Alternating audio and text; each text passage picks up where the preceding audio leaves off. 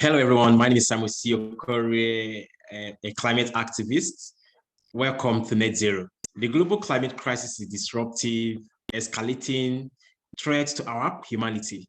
It is characterized by increasing temperatures, extreme weather events, and rising sea levels, loss of biodiversity, and numerous other impacts, posing severe threats to our ecosystems, economies, and human well-being. Are you eager and concerned to hear from a dynamic and inspiring leader who is making a meaningful impact in the space of climate change, especially demanding climate justice and holding leaders accountable for their actions?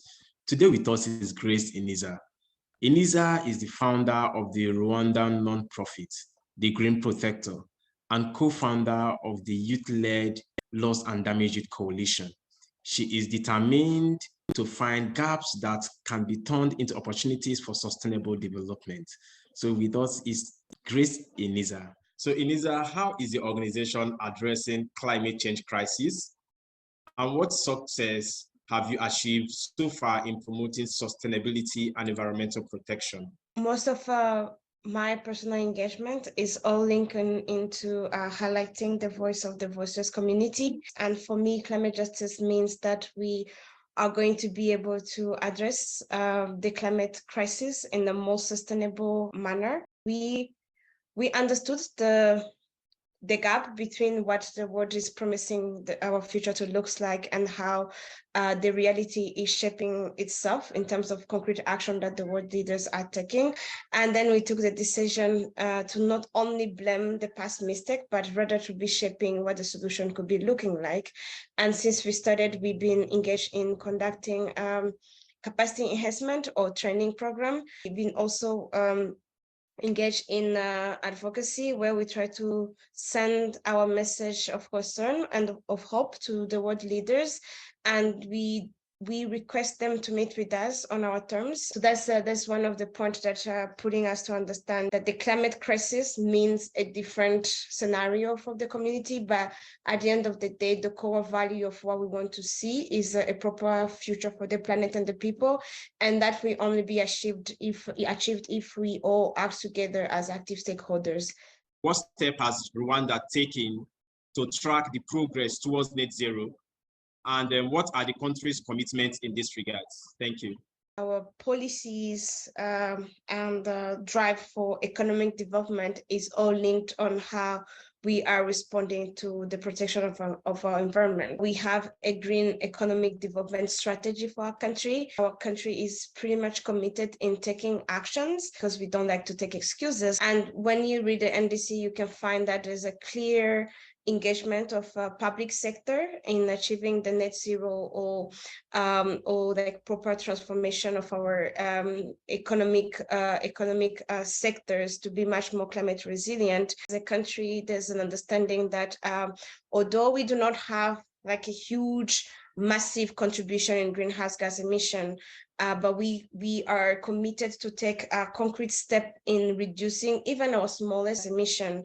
As a climate activist, how have you been able to hold leaders accountable for their actions or lack thereof in addressing climate change and driving policy changes for environmental protection? So since 2018, Rwandan youth are stakeholders to help our country design effective policy or highlight the country voices and the perspective on the international process. So only thing is to really work with the local partners for them to respect youth action makers in our country, because that's where the gap is. Part of what we're doing is to also shape or like contribute in the creating of the political momentum in the inside negotiation process. So we've been able to meet with the negotiation group and experts who help us to really understand exactly their language.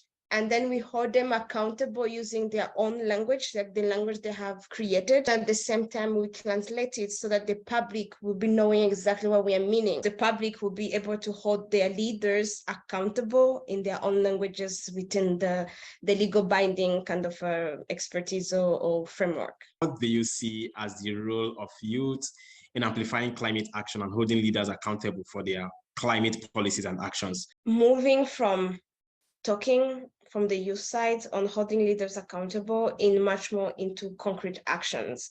So this can be done by amplifying youth concrete activities that are happening throughout developing countries. What is needed for youth for today is not to explain again the issue or the cause or where it's coming from, because yes, we understand it and we are living it. The youth perspective or the youth inclusion is really important because we are able to understand what we can act starting today. There's simply a way to amplify already existing commitment and already existing pathway in getting sure that we are able to have more resonant climate policies and more robust and more inclusive action in terms of climate and environment protection.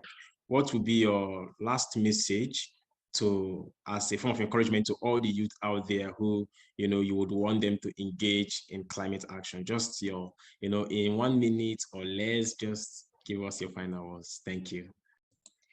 Don't be afraid to use your voice. It's an open door to really highlight the concern, the hope, and the views of your community. One of my favorite quotes, which is one from my president, which is also delivered from an African proverb, where it say, if you want to go fast, you have to go alone. But if you want to go far, you have to go together. But then our president added a last line, which is, it is possible to go fast and far together. And I think this is a kind of energy that we need to be embedded or uplifting. We are really behind the time, and it's our future that we are talking about. We would like to express our sincere thanks to Ineza for graciously sharing her valuable time and insights with us today. Her perspective has been truly illuminating. I also learned a lot, and I hope you also will. This is climate activist Sam Okorie. I add my voice to the voices of my Net Zero International Youth peers to monitor the action of our world leaders to achieve their Net Zero commitments. Together, we can achieve Net Zero. Thank you.